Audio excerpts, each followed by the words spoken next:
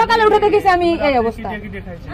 কিন্তু আপনি যদি টাইম উল্টো পাল্টা বলেন তখন তো মনে করেন আমাদের বাংলাদেশের লোকের, আপনি সকালে আপনার ঘুম ভাঙছিল কয়টায়, মানে যখন আপনি দেখছেন আপনার বোন তখন কোথায় ছিল?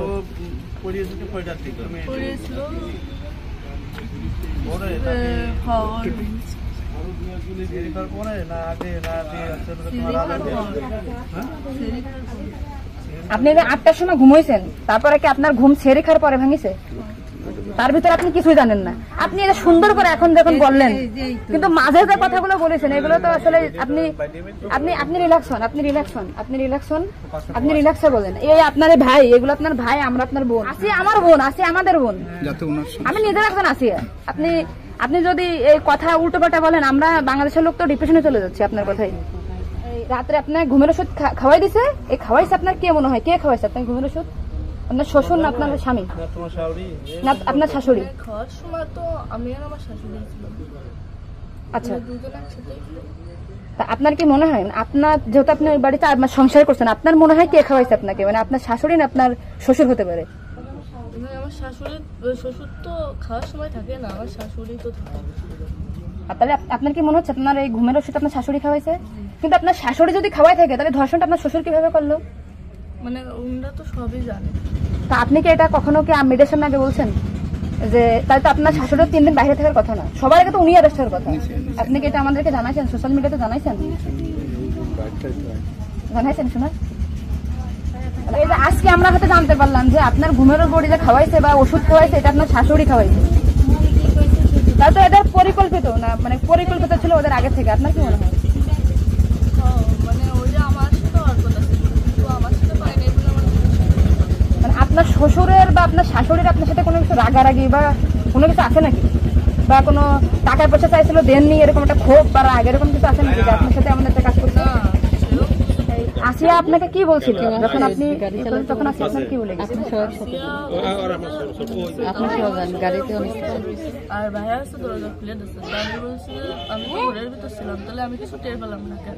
বলছে কি আমার হচ্ছে ঘরের বাইরে গেছে। এরপর থেকে তো আসিয়ার জ্ঞান না, মানে ওইটুকু সময় ও অস্থির হয়ে যাচ্ছিল, আর আপু আসছে বাইরে, আপুর বাসা মনে বাইরে, আমার বাসা যশোরে, আমি যশোর থেকে। আমি শুধু ওনার একটা ভিডিও দেখে আসছি যে উনি উল্টো পাল্টা কথা বলতেছে, এই সঠিকটা জানার জন্য। সঠিক কথাটা বলেন। আমরা ঘুমাইছিলাম, 8টার পর পরে আমি ঘুমাই গেছিলাম, আর বোনও আমার সাথে ঘুমাই গেছিল। তারপর এর মধ্যে কিছু ঠিক পাইনি, কিন্তু দৈনিক সেরি খাওয়ার জন্য সবাই ডাক দেয়, কিন্তু সেদিন সেরি খাওয়ার জন্য কেউ ডাক দিছিল না। একদম সেরির পর উঠছি, সকাল হবে সেই সময় উঠে দেখি ও মেঝেতে পড়ে রয়েছে, দরজা খোলা ছিল। তা আমি ওটা বাথরুম থেকে দরজা আটাকে ওটা উঠেছি, উঠে বিছানার করে রাখছি, মানে জ্ঞান হারাইছিল না ঘুমাই পড়ছিল জানি না, কিন্তু নাড়াচাড়া লাগার কারণে উঠে গেছিল।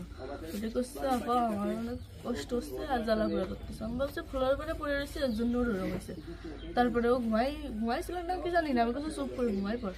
তারপরে আমি ঘুমাই গেছিলাম, সকালে ভোরে 6টার দিকে ও কাছে কাঁদতেছিল আর বেগে বেগে নিঃশ্বাস নিচ্ছিল। তারপরে আমি করছি কি হয়েছে তোর, ওরকম কাঁদতেছিল রাত্রেও, আবার ওরম করতেছি, শ্বাস করে আদরে যাচ্ছে। তো তারপরে করছে মানে তাহলে আমার সাথে এরকম করছে, আর হচ্ছে ভাইয়া দরজা খুলে দিছিল। তো আমি করছি আমার এই ঘরের ভিতরে এরকম হলো, আমি তো কিছু টের পেলাম না, তো করছে আমার ঘরের বাইরে। আপনাকে একটা ছোট প্রশ্ন করি, কিন্তু আপনি এর আগে টেলিভিশন থেকে আপনার ইন্টারভিউ নিয়েছে, আপনি বলছেন যে রাত 8-এর দিক হয়েছে আনুমানিক, তারপরে এই হয়েছে, আপনি মানে এই মাঝের কথাগুলো তো আপনি জানেন না। সুন্দর, এখন আপনার কথা ভালো লাগছে, আপনাকে থ্যাংক ইউ। এই যে মাঝের যে কথা বলেন এগুলো আপনি কেন, মানে ভয়ে বলছেন নাকি ওদের বাঁচানোর জন্য বলছেন? মানে কথাগুলো যা বলছেন এটা কি আপনাকে শেখাই দিয়েছে নাকি আপনি নিজের থেকে বলছেন? তাহলে আপনি নিজের থেকে মাঝের যে কথাগুলো আপনি স্কিপ বলছেন, এটা তো আপনার বলা কি অন্যায় হয়েছে? তাহলে আপনি নেক্সট টাইম, মানে আমরা খুব, মানে আমি আপনার ভিডিও 100 বার দেখেছি, 70টা তো না, আজকে দেখেন আমি যশোর থেকে আইছি, আপনাদের ওই বাড়ি গেছিলাম আমি, ঠিক আছে?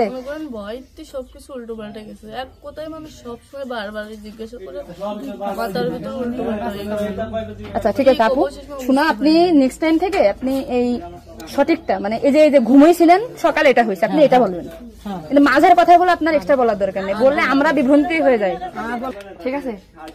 যাক, এখন বুঝলেন তো কাহিনী।